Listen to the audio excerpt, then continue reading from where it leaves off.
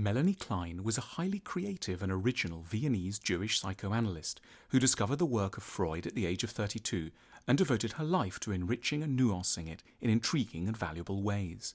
Born in 1882, Klein was held back by her father from her desire to become a doctor and was pushed by her family into a loveless marriage with a coarse, unpleasant man with whom she had nothing in common. She was bored, sexually frustrated, and mentally unwell. Psychoanalysis saved her. She left her husband, read everything she could, attended lectures, and started publishing papers of her own. She soon departed from Freud in an area that most other analysts had overlooked, the analysis of children. Freud had been very sceptical that children could ever be analysed properly, their minds being, in his view, too unformed to allow for a perspective on the unconscious. But Klein now argued that an analyst could get a usable view into a child's inner world through studying how they played with toys. She therefore equipped her consulting room with small horses, figurines and locomotives, and established herself as a child psychoanalyst, first in Berlin and then in London, where she settled in 1926 and remained for the rest of her life.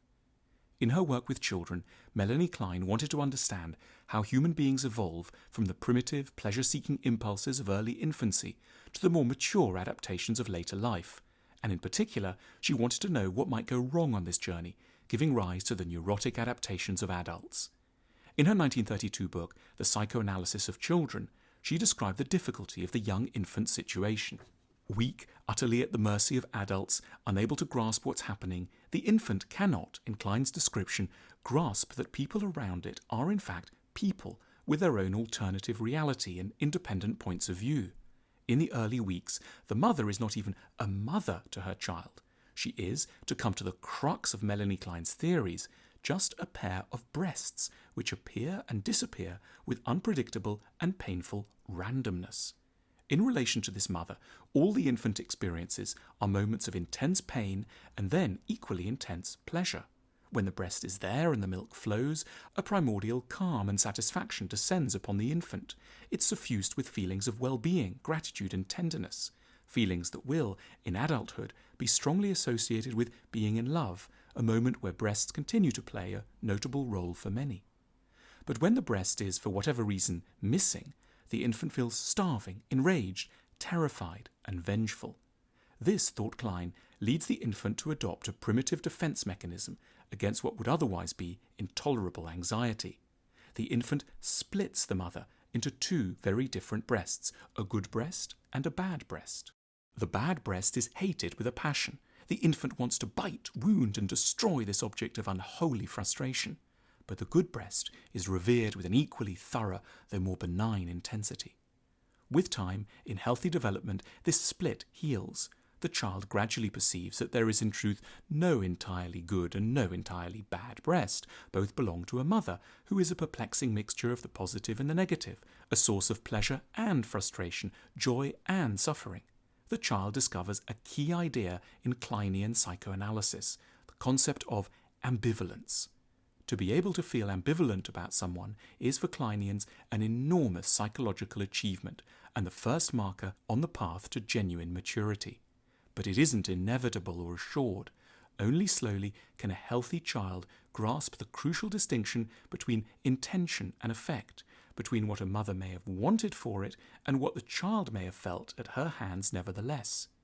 These complicated psychological reactions belong to a phase that Klein called the depressive position, a moment of soberness and melancholy when the growing child takes on board, unconsciously, the idea that reality is more complicated and less morally neat than it had ever previously imagined.